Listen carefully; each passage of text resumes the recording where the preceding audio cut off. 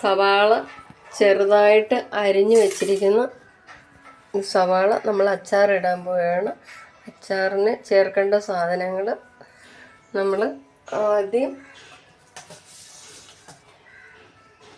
കുറച്ച് 1/2 teaspoon കടുകിടുക, 1 spoon ഉലുവ ഇടുക,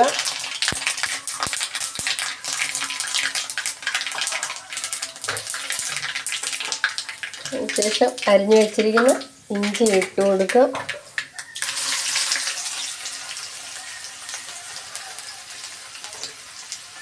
അതിനുശേഷം വെളുത്തുള്ളി ഇട്ട് കൊടുക്കുക.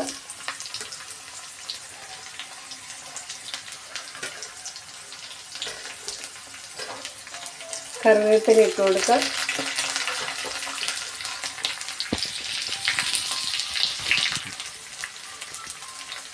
കറിവേപ്പില ഇട്ട് നമ്മൾ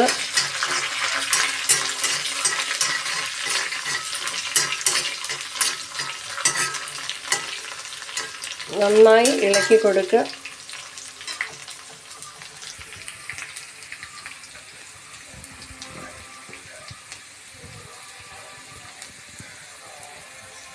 ഇളക്കി കൊടുത്തതിന് ശേഷം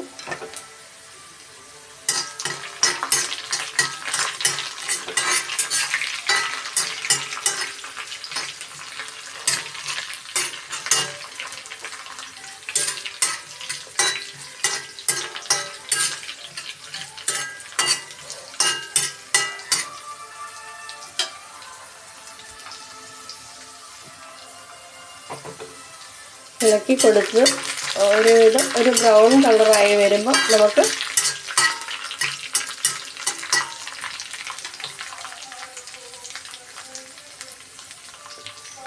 കായപ്പൊടി പൊടിച്ചു വെച്ചിരിക്കുന്ന കായപ്പൊടി ഇട്ട് കൊടുക്കാം. ആവശ്യത്തിനുള്ളത് ഇട്ട് കൊടുക്കാം. ഇട്ട് കൊടുത്ത് അതൊന്ന് ഇളക്കി കൊടുക്കാം.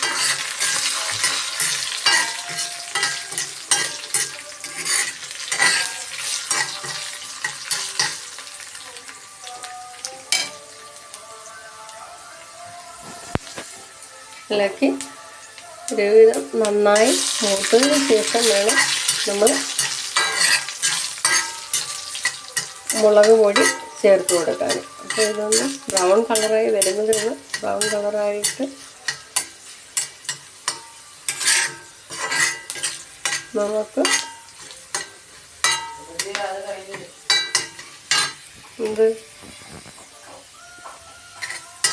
ബ്രൗൺ കളറായതിന് ശേഷം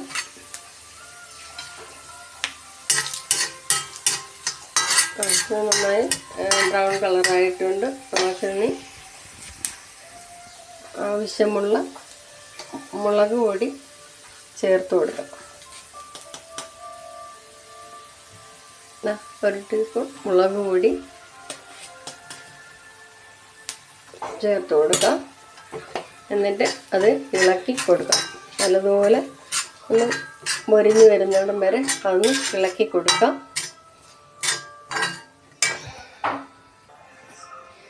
അന്ന് നല്ലതുപോലെ മുളക് പൊടി മൂത്തതിന് ശേഷം ആവശ്യമുള്ള ഉപ്പ് ഇട്ട് കൊടുക്കാം. നമുക്ക് ഉപ്പ് കൊടുത്തതിന് ശേഷം നമുക്ക് ഒന്ന് ഇളക്കിയതിന് ശേഷം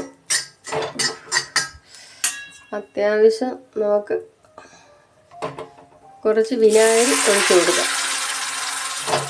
വിനാഗിരി ഒഴിച്ച് കൊടുത്തതിന് ശേഷം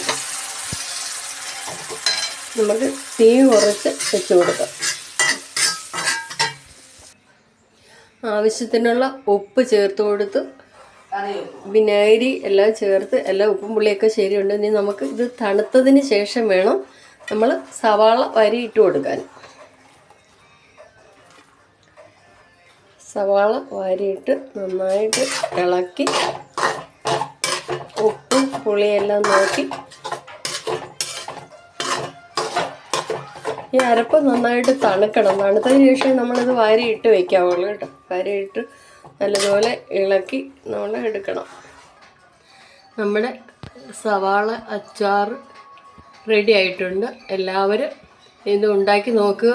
ഉണ്ടാക്കി നോക്കിയിട്ട് നല്ലതാണെന്നുണ്ടെങ്കിൽ എനിക്ക് ലൈക്ക് ചെയ്യുക, ഷെയർ ചെയ്യുക, സബ്സ്ക്രൈബ് ചെയ്യുക, കമൻറ്റ് ചെയ്യുക.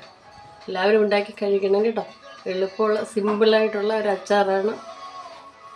Thank you.